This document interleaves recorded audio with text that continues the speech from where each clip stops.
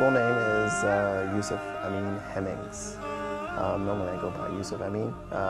Originally born in Brooklyn, New York. Lived most of my life in Orlando, Florida.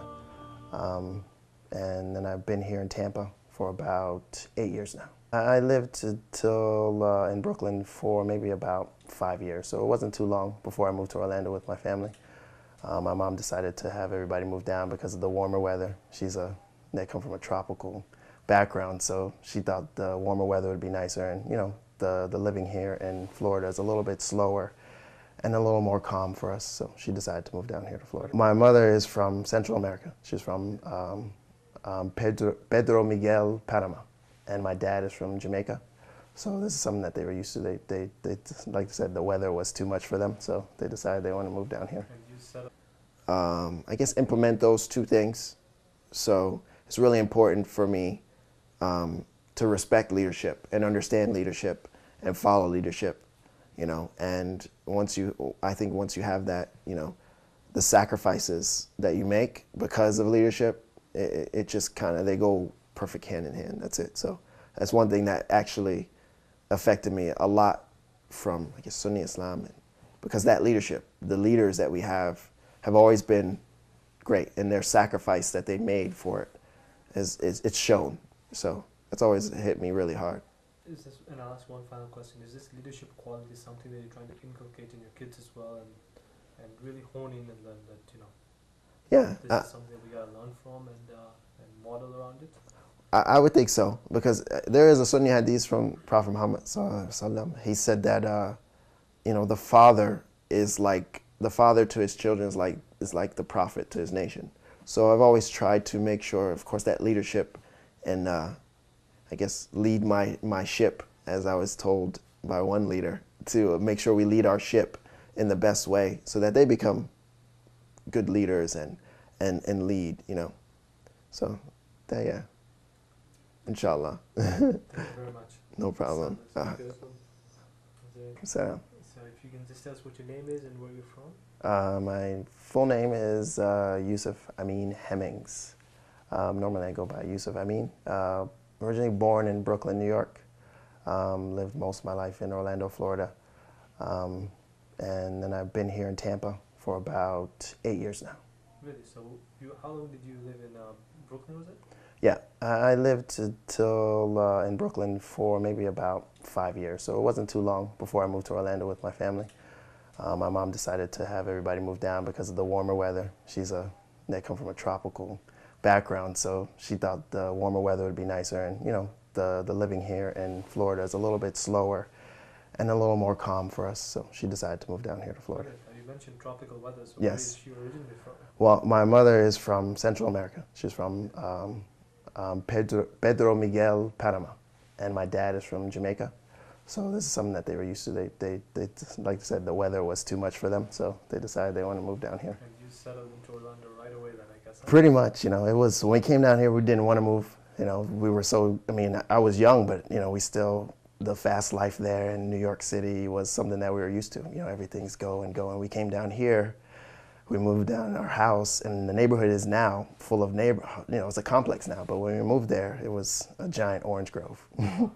So, about 30 years ago, Orlando was pretty slow, and, you had to have a car or you were walking everywhere. So, Orlando is starting to catch up to New York City. So, surprisingly, I decided to move here because it was a little slower. The community is better. Just in my opinion, I felt that it was a little more diverse, so I decided to come here, and then there were some people that I wanted to come here, and some of the people here I was a little comfortable with, so we decided to come here. Me and my wife decided to move here after I graduated. I have 4 older sisters, and I have 1 younger brother. I have 1 sister who comes back and forth from here and North Carolina, so her kids are up there going to school now. She's the oldest. I have 1 sister who now lives in Dubai. They just moved there to teach. So they just moved there this year, maybe this school year. And I have 2 sisters. One's here in Tampa. We just met her, actually. And they live actually in the front of the neighborhood, her and her husband. and another sister that's in Orlando, and my youngest brother, who's his name's Omar. He lives in Orlando. Mom, you know, and in the, I guess the Hispanic culture, it's one thing that's really, family is a big thing, you know, and she's always taught us to make sure we take care of each other and stay near each other and things like that. Well, as I mentioned, my mom is from Panama, so in the, you know, South and Central America, Catholicism is you know, is a big thing. So she always came from a very religious and God-minded culture. So it was always something that was really important for them.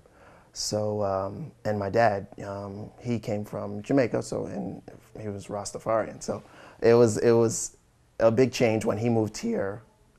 He went to England first and then moved here to the States in New York. And that's where he and my mom met. And they were both very God-minded. They wanted some truth. So they converted to the Nation of Islam. And from there, after they got married, and sometime later, they both converted to, I guess, Orthodox Islam. You know, it was a big jump for them, because coming from the Nation of Islam and the beliefs are really different. And then when Warati Muhammad became so-called Sunni Islam, a lot of his followers, which was my mom and dad, came over with him. So that's where, you know, that finding the truth and being with, you know, finding that one truth, which is God, and things like that, there's something that's always been within them. So, growing up, we've always been taught Sunni Islam. We went to the Sunni private schools, me and my brothers and sisters. So it was always something that was taught with us. And actually my stepfather he was a Sunni Imam in New York. He was one of the first chaplains in the New York prisons to go and teach Islam to the inmates in the prisons there. So it's something that's you know, that's always been pushed in our family. So coming from that, you know, it's always good to have that good. Yeah, since we were kids, there's always been something that, you know, there's always been, you know, we know there's something, we have to do the right thing and make the right choices. So there's always been something my mom pushed, you know, on the weekdays. Of course, we went to, like I said, we went to the Islamic private school. On the weekends, she had us doing the Al-Qaeda, you know, not Al-Qaeda terrorists, but Al-Qaeda, the little Quranic Arabic books they called them that. And, you know, so that we're learning Quran and learning how to read Quran and things like that. So it's always been something that was pushed for us since we were kids. I mean, I remember times where I was like, well, we don't need to do this every day of the week. You know, even it just got, you know, I mean, it just got really strenuous for me and my younger brother, because we were like, we want to go play, you know. So it was just something that my mom was like, well, we have to go do this, you have to go there. And then after that, you can go hang out with your friends, things like that. So it's always been something that's been pushed for us, you know, so it's been a #1 thing for my mom. Well, because I came from secular school, public school, originally coming in, it was kind of hard for me. Because, you know, I was used to that way, and being with my friends, clowning, things like that. So when we went to the Muslim school, I was considered kind of like the clown and would get in trouble somewhat. So, you know, and I was a know-it-all, and the teachers obviously weren't okay with that, and it kind of got me in trouble sometimes. So it was kind of different coming in, even though that was something that we wanted to do, you know, and actually that kind of got me on on firm ground, you know, Islamically, and it made me understand the importance of Islam and wanting to be Muslim and things like that. And then when I left the school, I felt that I needed to be more of an impact on people than them being an impact on me. So it was something that I saw that when I went to, it was a complete difference. It wasn't necessarily a culture class, because I was in the culture, I knew the things, I knew the people, and it was all just, it was something that it was a part of me already. So it was just more of me just going in there and not allowing it to affect me even more. So it didn't necessarily wasn't a big change for me. I would say I did. Talking back to a lot of my friends that I've just recently, I saw one of my friends that we went to high school together. We were childhood friends. We grew up in the same neighborhood in Orlando, and we spent a lot of time together. And you know, he lives his life now, and obviously I have mine. We saw each other just recently at a cultural charity festival downtown Tampa. And we saw each other, and it was a good, happy moment. We hugged, saw each other, talked, and things like that. And seeing him, I remember him telling me, he's like, he mentioned a couple of our other friends. And he says, I talked to them recently, and he spoke of some of their characteristics and his characteristics. And he says, we always knew that you were always firm in your beliefs. And he said to me, he says, that I'm glad that I just saw you now, and we haven't seen each other in years. He said, I'm glad I saw you because I've been trying to get on some sort of path, and I want to be able to find the truth. And then he says, well, me and talking with some of our old friends, we know that this is something that you promote, and you walk it, you talk it. So, and not trying to toot my own horn, but he told me that, that anything that I can help him with, because he feels that he's lost, please, fill him in, So I've tried, we've contacted each other since then, and, obviously we've grown and matured, we have kids and things like that, but hopefully it would help, but, and I feel that even though it took almost 20-something years, alhamdulillah, it had some sort of impact on somebody, Image of Islam and Muslims when I was high school, I think it was really ignorant then. Not too many people knew about it. We weren't on the news. Russia was a big deal, and if you were Russian, you had a problem. I remember playing war games. We'd be like, you're the Russians, we're the Americans type thing. So now it's, we're the Muslims, we're the Americans. So, but back then, it wasn't that big of a deal. And, everybody knew I was Muslim. They just knew you don't eat pork, and you pray, you pray 5 times a day. So it wasn't something that was really an issue. And knowing with my friends, they knew that, when Ramadan came, I had to fast. They knew that I didn't eat pork when I came to their house. Things like that, it wasn't really a real big issue for me. And being that, when people see me, obviously, first thing, they don't think of Muslim. They see a black male, and they don't necessarily think of that, Even when they hear my name, I know I got a lot of people named Yusuf, So it wasn't something that, I had an issue with, Yeah, growing up, it was very, and I was really open about myself being Muslim, especially after coming from the private school. I was really proud of my Islam and proud of being a Muslim. So it wasn't, that's one thing when I learned when I went to the private school, is that they made sure that we knew of our religion, and that we were sure of it, and and actually from that I gained a big group of Muslim friends that I would spend time with outside of school. So in high school, I didn't necessarily hang out with people per se. I had these group of Muslim friends that I would always spend time with outside of school. So it wasn't, I tried to make sure that even though we may have not been the best Muslims, and we were all trying, but we made sure we were with each other than other people who were not Muslims. In the private school, I was. My brother-in-law, who's in Dubai now, he always used to give us little stories here and there. He never told us who they were. He would give us stories. Like, well, I have a story to tell you. And he would randomly just tell us this. We were sitting down, on like a rainy day at home.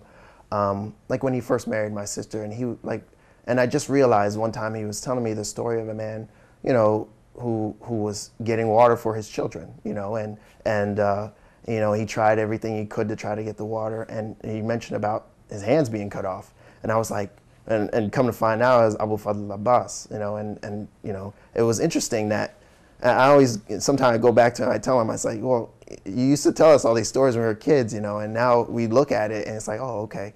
He was kind of hinting to us. And he's always been like that, kind of hint to you. He doesn't want to tell you straight out, this is what you need to follow, but he would give us these type of stories.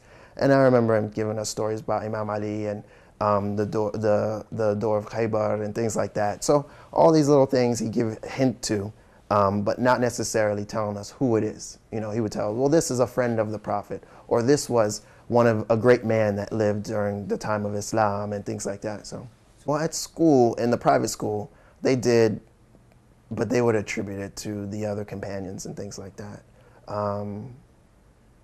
Like Omar and Abu Bakr, things like that. So these types of stories, like I remember being taught that, that Omar was the one who did Khaybar and the door of Khaybar and things like that. And so nothing really blatant, you know, where it would be like, okay, well, that's, you know, questionable altogether. But I don't remember hearing too much about it other than my brother-in-law telling us about it. In college, I was trying to find out, you know, and I was learning and trying to make sure my deen was everything about it. I had to do everything that I did had to do with religion and Islam.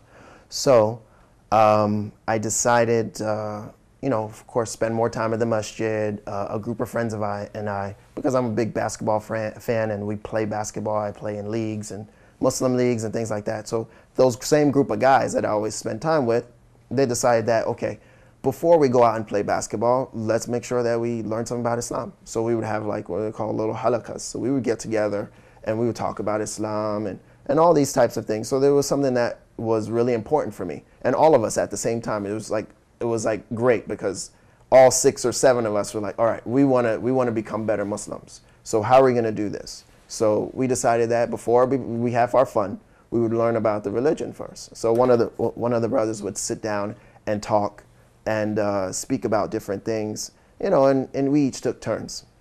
And during that time, my same brother-in-law, he saw that. He could see that, you know, this was something that was important for me. And I remember this story almost like it was yesterday. He came to me and he's like, okay, well, there's a religious program going on, and I want you to come. It's a speech, you know, and they have dinner after. And you know, if you want to come, that's great. If you don't, he says, okay. So I said, no problem. You know, I would love to go, you know. So we go to the program, and the speaker, I believe, I don't want to say his name, but I know that almost speech like it was right here in front of me. So he was talking about the different types of light, you know, and he broke it down in nur, you know, and at the end of the speech, he did it in another language, and I believe it was in Urdu. So he did it in another language. So I didn't necessarily know what he was saying, but I noticed around me, and I look around, everyone's crying, you know, including my brother-in-law. So I didn't know what was going on. So I'm like, okay. And I'm just sitting there, you know, and I would say that I'm pretty much open-minded about everything. You know, anything that comes to me is new. I'm gonna listen to it. I'm gonna hear about it. And if I agree with it, then I'll agree with it. And if I don't, I'm gonna question and you know, scrutinize, which is what we've been taught to do as Muslims. So after it was done, and we were eating. Well, after it was done, everybody gets up, and of course, beating their chest and come find it's matam or not zinjir, but they're doing latmiya.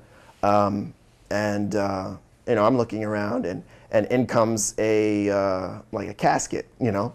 So everyone's touching it, and it's you know, it's baby size. So you know, everyone's touching it. I'm like, okay, well, you know, I'm still trying to question, and I didn't want to flip out and say, what is this, you know, and you know, you hear stories, this is shirk, you know, type thing. So I didn't, and I just sat there, and I just kind of, you know, went with the flow. I didn't necessarily touch it, but after, I remember at dinner we were sitting down, and he's like, "What'd you think?" And I was like, "Well, the speech was. I thought the speech was awesome. I thought it was great. You know, he did a good job explaining the different levels of nur. He did a good job explaining, you know, how each one affects us, you know, and how it affects the angels and things like that." And I said, but at the part where he was doing it in another language, I didn't understand it fully. You know, because the Masayib that he did, it was, first he started off in English, where my brother-in-law understood, and he was crying from. And then when he did in Urdu, obviously everyone's crying. So I said, well, what about the part when they started crying and the casket and everything? And he proceeded to explain to me about the different things. This is Muharram, you know, this is the month where, you know, Imam Hussein was killed, you know, and I was like, I know of Imam Hussein, but, you know, when I was a kid during that time, and now, I mean, it's not as affected. Everybody knows Imam Hussein lived until he was really old, pretty old, you know. But back then, I mean, everyone thought Imam Ali stayed 13 forever, and Imam Hassan and Imam Hussein were babies forever. That was the idea, you know. They didn't grow up to become men and defend Islam, you know. So He's like, well, you know, he grew, and I was like, okay, you know, the prophet's grandson, right? And he's like, yes, you know, he grew to be an old man, had kids and children, things like that. And I believe it was the night of Ali Asghar. So he explained that was the casket and the people touching the alams and things like that. I said, okay, understandable. And I just, you know, I kept continuing asking questions, you know, so why do we do it? Why is it commemorated? Tell me more about Imam Hussein. And he saw that the interest was there, so he gave me the book, Hussein, Savior of Islam. I forget the title, the author, but I remember reading that book in like 2 days, you know. And I couldn't believe it, you know. It really hit me hard. And my brother-in-law would tell you to this day that he said that I stayed in my room in the dark for like ever, you know, unless I had to go to school or go to work, you know. And I said I couldn't believe it, you know. And there's a part in the book, because it starts off, the author does a really good job. First, he starts off creation of man, and then he talks about the prophets and how, you know, he talks about Prophet Isa a lot in there. And then in the end, he gives the story of Imam Hussein and what led to it, Muslim ibn Aqil and things like that. And what hit me the most was when the story of his sons, Muslim ibn Aqil alayhi salam, his sons, you know, and how Ibrahim and Muhammad, I believe, you know, before they were martyred, they're telling the person who was going to kill him, no, slaughter me first so I don't have to, you know, so I can. And then as they put the bodies in the river, one of the bodies waded in there, and it just really hit me really hard. And how can people do this to children, you know? So, and I said, well, I don't understand that, you know, and I don't understand how we are Muslims and we are still doing these things, and, you know, and how they did these things to the people who love the Prophet. So it affected me really hard. And I don't remember it fully, but he said that I would stay in the dark. I wouldn't talk much, you know, and a lot of times I would just read, you know, and read different things. And I remember reading one of the Imam Khomeini's jurisprudence book. I remember reading Man and Universe, you know, all these books. I started picking them up and reading them. And then for Eid one day, and I was really looking for this book. He got a Najah Balaga for me. And when he got that for me, you know, it was really a big deal because I got to read that from cover to cover. So all of these things were coming together, and spending time with my friends. I was still going to the halakas, mind you, because basketball was still one of my favorite things to do, even though I was going through a so-called depression. And I guess I was going through withdrawal of Sunni Islam, maybe. So my friends saw that, and they wouldn't let me speak during the halakas. And I remember a friend of mine telling me to this day that he says, don't spend time with your brother-in-law. Shias are kafir, you know. And I said, how do you know? And he says, ulama say that they are. And I said, well, that's not enough for me. You know, I said, you got to tell me a little bit more than that. You know, because these are my friends. I still spend time with them, and you know, their opinion counted, you know, because, you know, this is my social aspect of life, and I was living on my own at this time. So it was just me and whatever time I spent with my brother-in-law with these guys playing basketball, and then schoolwork or work, you know. So a lot, you know, he was the only one that told me that, you know, right blatant me in my face, you know. The other guys, they would say, well, I don't know, it's, you know, I would try to stay away because, you know, it's not really safe. I said, well, why isn't it safe? You know, we would get in these discussions, you know, and they would tell me because, you know, a lot of the things they do is questionable. And I said, well, how so? Prove it, you know. And I was the only one asking, prove it. And they would get frustrated, you know, because, I mean, we were just learning from each other, you know, and we didn't have any scholar there telling us and giving us halakas. We would just get a little bit from Quran and a little bit hadith and then talk about it, you know. So I was like, well, I mean, unless you can prove it to me otherwise, then you can't tell me it's wrong. It's not fair to say. So I began praying with my hands down and praying, you know, learning about Shia jurisprudence and, you know, how we pray. And, you know, one of my friends, I remember him saying to me, we prayed together at the masjid, and as we were leaving, he said that I noticed that every time we did a different position in the prayer, you did the takbir. And I said, yeah. And he says, that, you know, I've read about that before, but you shouldn't do that. I said, why not? You know, if you read about it, it means that it's a practice that's done, you know, no matter what madhab is it, you know. And I said, and I've been reading about it. And I remember that friend, he started spending time with my brother-in-law, asking him for books and different things. So he would give him like fiqh books so he can try, I guess his job, what he felt his job was to try to prove it wrong. So he got all these fiqh books and things like that. And he's like, well, there's no references. He's like, well, fiqh books don't give references. You know, that's what the ulama are for. We rely on them to give us the fiqh, and because they've studied the references, they know where to look for it. But anyways, that was going on, and a lot of these things were happening. So slowly but surely, they stopped spending time with me. And we kind of kept it more of just the basketball thing.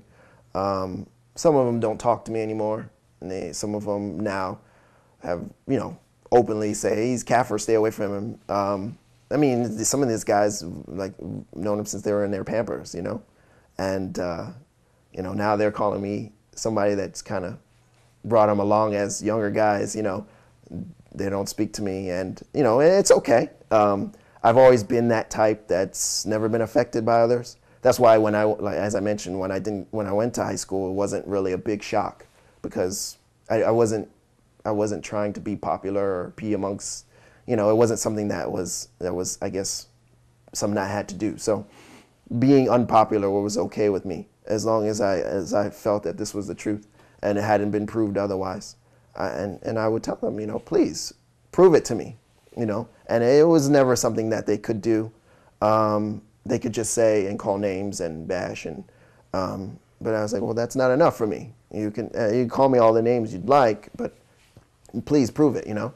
So right now it's just been more of a basketball, a sports thing. So Assalamu alaikum, we see each other. If anything else happens, then you know, we just talk about it. You know, some of them have, you know, I guess eased it down a little bit. We still send emails and see how each other's doing, make sure everybody's okay. And if they have a question, I try to answer it. I try not to be too much in their face about it. But they know who I am, and you know, I guess to let them know that, you know, taqiyya is not something that we need to do, especially here in America. And I don't need to do it. You know my beliefs. I know yours. And if you have a question about it, feel free, you know. So that's been kind of that, because it took me some time. I went through the transition. First it was, you know, Sunni, and then I was like, well, we're all Muslim, you know, and everybody goes through that transition. You know, we're all Muslim. No one's different from the other. And I would say maybe about a year. I was still reading both books, and I would prove from both references and try to learn everything. I was at that point. You know, I was sucking in any type of knowledge that I can get from anywhere. So maybe about a year, and I had a real, like, it was like Allah said it for me perfectly, that I can get this chance to do as much research as I can to learn about it. So it was almost as if it was like slow motion. Maybe that was the depression he meant. You know, it was almost like slow motion for me, and that year I got a lot of chance to learn a lot of things. And you know, transition.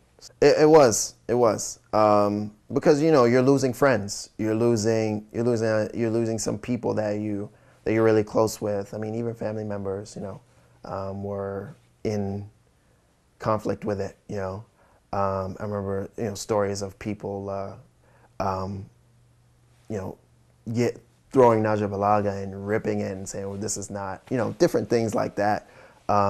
I remember one situation, I was with friends at their house, and I was reading the Sahifa Sajjadiyya. I was reading the tafsir on it, and I was just reading the book, and one brother told me, he says, don't read this book, you know, because they do muta. I was like, okay, that's the only reason you don't want me to read that book. I said, okay. I said, anything else? And he says, no, just don't read it. So, and I was almost afraid to spend the night there that night. I was worried because he was a foreign brother and he had just moved here. So I don't know what I was gonna get that night. So I kind of stayed up all night and watched him watch me. So it was an interesting night, that one. So that transition was tough. It was tough. How did I deal with it? Prayer, trying to get that nearness to Allah. I mean, no one, I think that no one went through as much hardship as Imam Hussein and his family. But Imam Ali also, I mean, I would refer to him a lot, I mean, he got to the point where people wouldn't say salam to him, and he would, and not to where they wouldn't say salam, but when he said salam to them, they wouldn't reply back. So I got a lot of that, when I would go to the masjids and things like that, the different masjids, because the masjids in Orlando, they were far from me.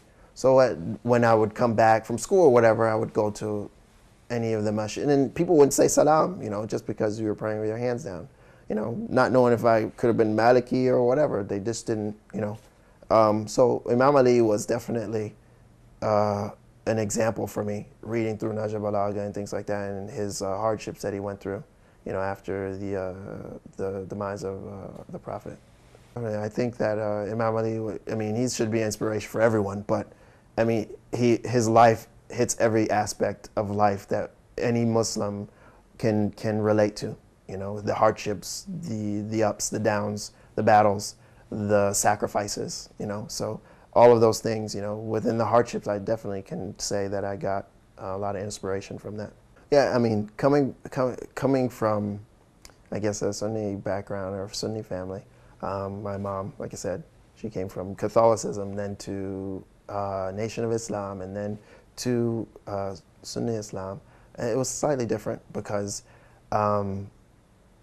it had more of it had a Warisi Muhammad Sunni background, where a lot of it's very pro-black, and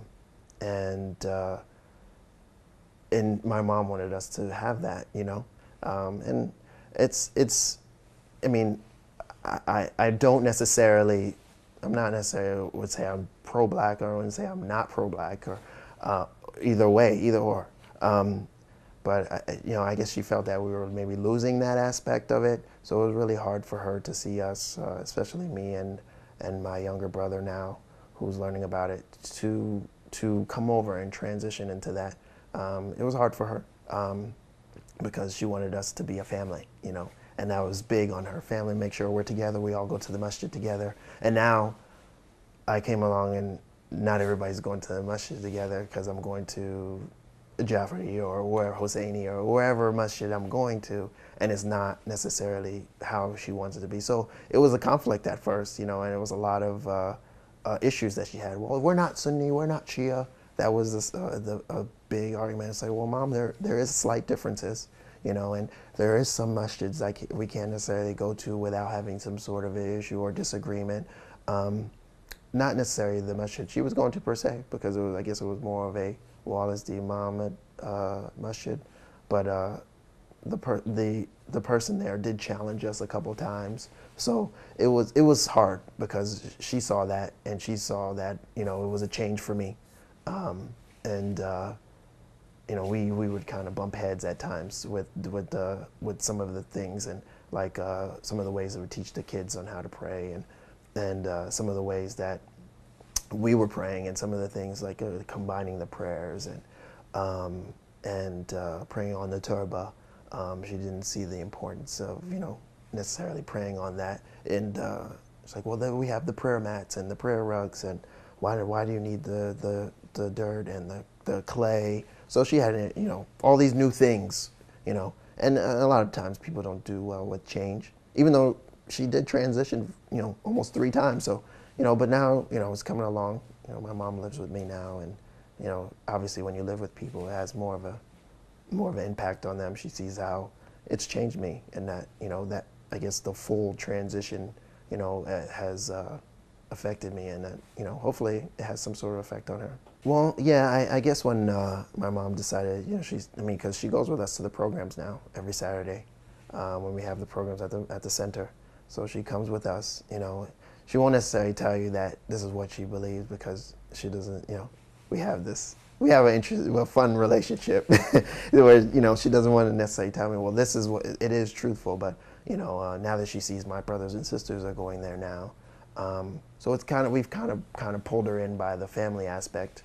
And as she's there, we tell her about different things, well, why you have Imam Ali and the Adhan, and why do you have, why is the Imam's important? Why do you have to remember Imam Hussein every year and commemorate his martyrdom, things like that. So a lot of times those things come up, and even now, she talks about how the story of Zainab always affects her, so and how she was martyred, and how she was dragged from Karbala to Kufa to Sham.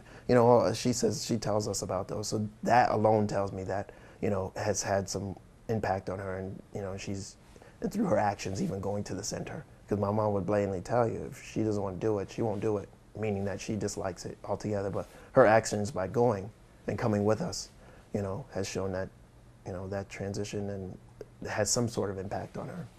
Well, I would say all of them now are pretty much Shia.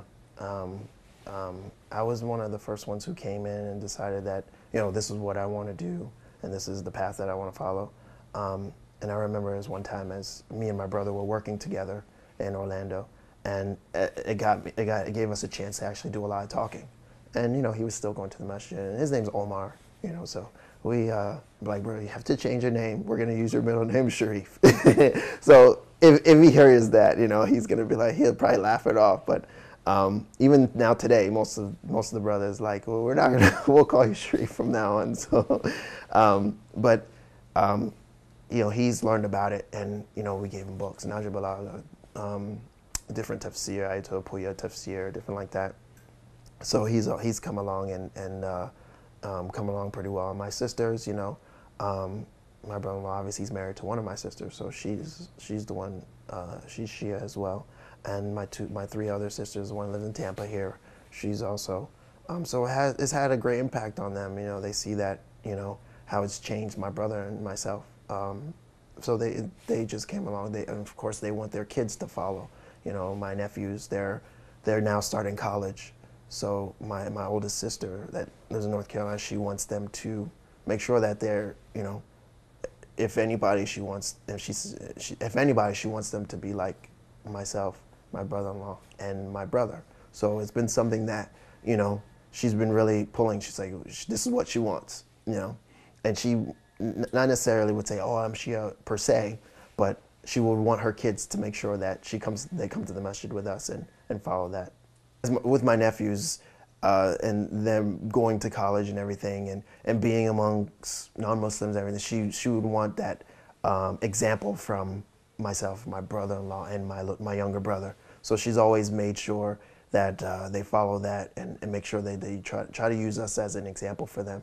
And they're good kids, and they've grown up to be very smart and hardworking. So it's it seems she feels that it's had some sort of impact on them as well. So, and anytime they come around, they come down here to visit us, this is always something that we try to at least give a little lesson, either through our actions or just maybe sit down together and just talk about what's going on with them in their lives and things like that.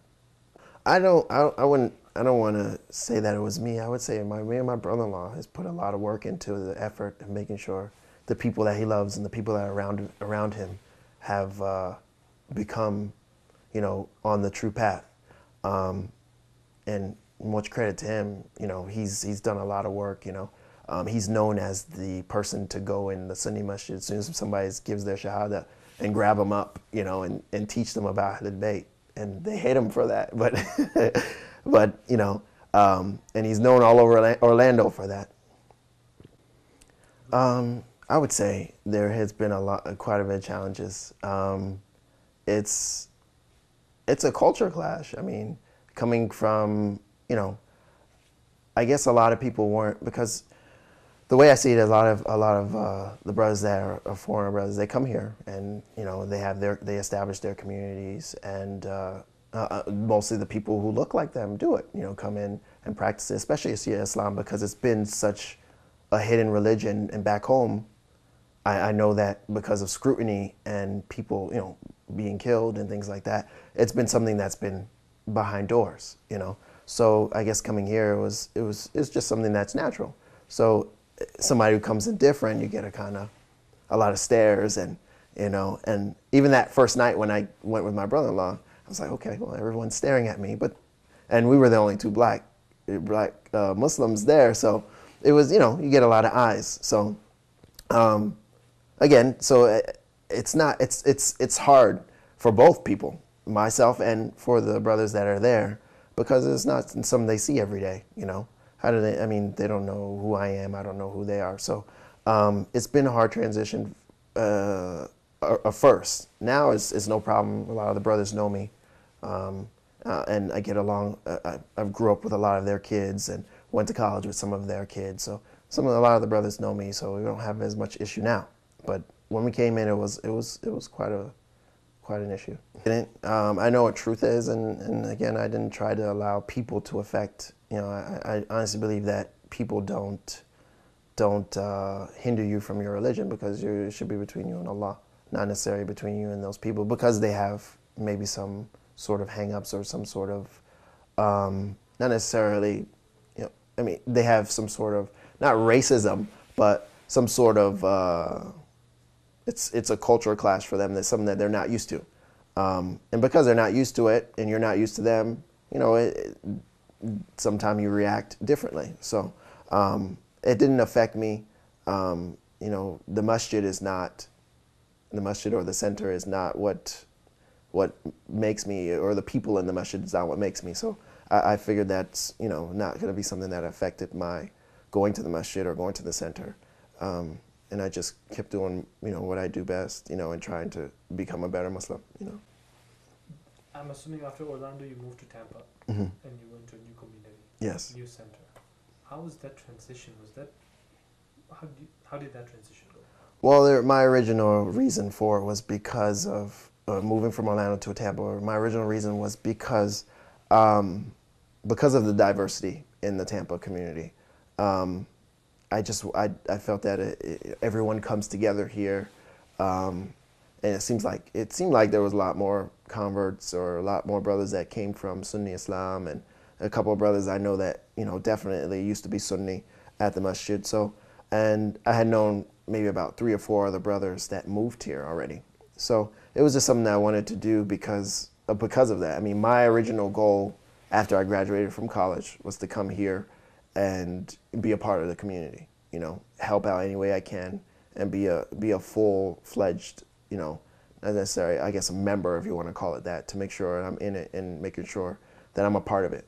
So that was the goal when I moved here. I would tell them that, you know, seek the truth, you know, and make that intention. And when you make the intention, Allah is going to tell you and bring you to the truth, no matter what it is. I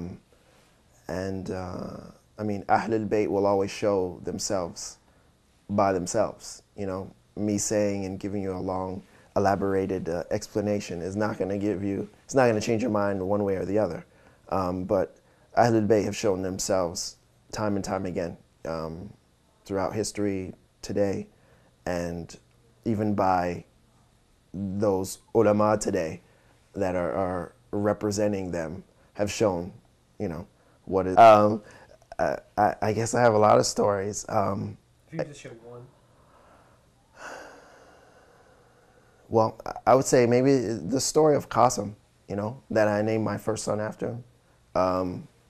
And his stance, even though he was young, that he defended his uncle no matter what, and that you know, he was the son of Imam Hassan, and you know, I guess the impact that he had, you know, on Imam Hussein, even though, I mean, today we have nephews and we have people that we're related to, and we wouldn't necessarily have that that reverence for them, you know, as Imam Hussein had for his nephew. And he knew that, I guess that was his last aman, or his trust for his brother. So to give that up, you know, and to sacrifice that, you know, for truth, you know, hence the reason why I named my first son, Qasim, you know. 5 kids. 5 kids. I have 1 on the way. You can give me the ages and the names of the kids. The oldest is Qasim, he's 8. Second is Mohsen, he's 6. They're all 2 years apart. The third one is Ruqayya, she's 4. And then we have Zainab and Asya, they are 2. And then we have another one on the way. I guess, you know, I guess one thing that I've learned from Shia Islam is leadership and sacrifice. And I've always tried to, I guess, implement those 2 things. So it's really important for me to respect leadership and understand leadership and follow leadership, you know. And I think once you have that, you know, the sacrifices that you make because of leadership, it just kind of, they go perfect hand in hand. That's it. So that's one thing that actually affected me a lot from, I guess, Sunni Islam, because that leadership, the leaders that we have always been great, and their sacrifice that they made for it it's shown. So that's always hit me really hard. I would think so, because there is a Sunni hadith from Prophet Muhammad sallallahu alaihi wasallam. He said that you know, the father to his children is like the prophet to his nation. So I've always tried to make sure, of course, that leadership and I guess lead my ship, as I was told by one leader, to make sure we lead our ship in the best way so that they become good leaders and lead, you know. So, yeah.